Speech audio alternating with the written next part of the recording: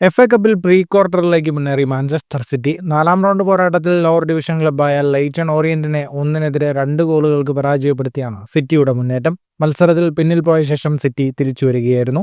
മത്സരത്തിന്റെ തുടക്കത്തിൽ ലഭിച്ച സുവർണ അവസരം ഗുണ്ടോഗൻ പാഴാക്കി. 16ാം മിനിറ്റിൽ ഡോൺലിയുടെ ലോങ് റേഞ്ചർ ബാറിൽ തട്ടി സിറ്റി കീപ്പറുടെ ദേഹത്ത് തട്ടി വലയിൽ കയറി. ഈ ഗോളിന് സിറ്റിയുടെ മറുപടി എത്തിയത് 56ാം മിനിറ്റിൽ. റിക്കോ ലൂയിസിന്റെ ഷോട്ട് പുത്തൻ പ്രതിരോധ താരം കുസനോവിന്റെ ഡിഫ്ലക്ഷനിലൂടെ വലയിലെത്തി. സ്കോർ 1-1. 79ാം മിനിറ്റിൽ ഡിബ്രൂയിനെ സിറ്റിയുടെ വിജയ ഗോളും കണ്ടെത്തി. മത്സരത്തിന്റെ കണക്കുകളിലേക്ക് വന്നാൽ 74% ബോൾ പൊസഷൻ മാഞ്ചസ്റ്റർ സിറ്റിക്കായിരുന്നു. 24 ഷോട്ടുകളാണ് സിറ്റി തൊടുത്തത്. 10 ഷോട്ട് ഓൺ ടാർഗറ്റ്. 579 പാസുകൾ 58% കൃത്യതയോടെ മാഞ്ചസ്റ്റർ സിറ്റി പൂർത്തിയാക്കി.